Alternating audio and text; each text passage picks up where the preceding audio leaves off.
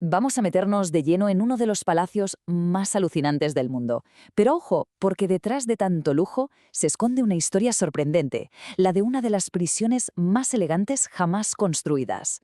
Y todo esto empieza a tan solo 20 kilómetros de París. Fijaos, al principio no era más que un simple pabellón de caza, un lugar rodeado de bosques. Vamos, algo bastante modesto si pensamos en lo que llegaría a ser, ¿verdad? Pues bien, hoy ese modesto pabellón ocupa 800 hectáreas. Para que nos hagamos una idea, es como juntar casi 2 veces el Parque del Retiro de Madrid. Una auténtica barbaridad de terreno. Y claro, para levantar algo así, hizo falta el trabajo de miles y miles de obreros y artistas. Gente que dedicó literalmente décadas de su vida a este proyecto faraónico. Y aquí entra en escena el artífice de todo, el rey Luis XIV, más conocido como el Rey Sol. Y es que él no quería solo un palacio, no, quería un símbolo de su poder absoluto sobre toda Francia. Su forma de gobernar se basaba en una idea clave: el absolutismo. ¿Y qué es eso? Pues básicamente la idea de que una sola persona, el rey, tiene todo el poder. Sin peros, sin nadie que le pueda decir que no. Todo el reino giraba a su alrededor, igualito que los planetas giran alrededor del Sol. Él era el centro del universo. Y esto, en la práctica, significaba que el rey tenía la última palabra en todo. Desde las leyes, la economía, hasta si se iba a la guerra o no. Por eso Versalles no era solo su casa, se convirtió en el auténtico centro de mando de todo el país. Y el palacio, claro, tenía que estar a la altura. Se construyó con los mejores materiales imaginables: mármores preciosos, maderas nobles y oro, muchísimo oro. Todo estaba diseñado para una cosa: para impresionar, para que a cualquiera que pusiera un pie allí le quedara clarísimo quién mandaba. Pero ahora viene lo más curioso de todo, porque en Versalles la vida no era privada. No. La vida era una actuación, un espectáculo público. Y todo, absolutamente todo, estaba gobernado por un horario súper estricto.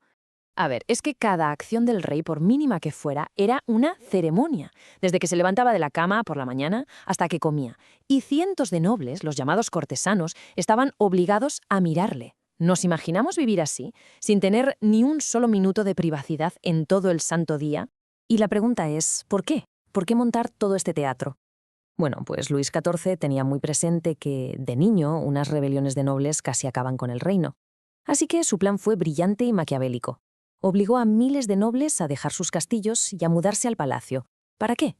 Para tenerlos vigilados, bien cerquita y ocupados con fiestas y rituales sin fin. Era, en el fondo, una prisión de lujo, una auténtica jaula de oro. Pero claro, entre tanto brillo y tanto lujo, también había un lado, digamos, menos glamuroso. De hecho, un lado que olía bastante mal. Pero bueno, antes de meternos en eso, vamos a hablar del símbolo máximo de toda esta opulencia: la espectacular Galería de los Espejos. Hay que pensar que en el siglo XVII, un espejo grande era un artículo de lujo extremo, era carísimo producirlos. Así que tener una sala entera de 73 metros forrada con más de 300 espejos era una demostración de riqueza y poder que dejaba a todo el mundo con la boca abierta. Vale, volvemos a la pregunta: ¿a qué olía todo este lujo? Porque sí, visualmente era una pasada, pero la realidad del día a día en el palacio era, bastante diferente a lo que estamos acostumbrados.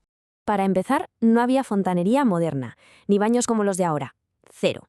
Y encima, en esa época se creía que bañarse mucho era malo para la salud, que podía traer enfermedades. ¿La solución? Pues echarse perfumes muy fuertes y cambiarse de ropa varias veces al día. Todo para disimular, los malos olores. Y ese deseo de control total del rey no terminaba en los muros del palacio, que va, se extendía mucho más allá, hasta sus impresionantes y gigantescos jardines. Los jardines, que por cierto diseñó el genio André Lenotre, no son un simple adorno, son tan importantes y famosos como el palacio mismo.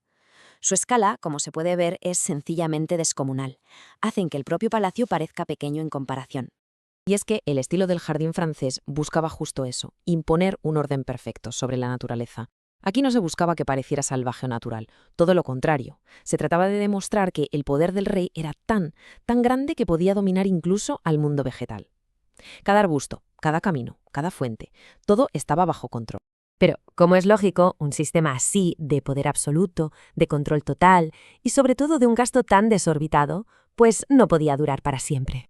Y el fin llegó con la Revolución Francesa, claro. En 1789, la familia real tuvo que abandonar el palacio para no volver nunca más. Con el paso del tiempo, ese símbolo del poder real se acabó convirtiendo en lo que es hoy, un museo nacional que visitan millones de personas cada año y que es patrimonio de la humanidad. Así que al final Versalles es mucho más que un simple museo. Es el símbolo eterno de toda una era. Una era de poder absoluto, de arte que te deja sin palabras y del intento de un solo hombre por controlar hasta el más mínimo detalle del mundo que le rodeaba. Y todo esto nos deja con una última reflexión, ¿no? La gran pregunta que plantea este lugar, un palacio de ensueño que, en realidad, también era una prisión. ¿De verdad el poder absoluto merece la pena?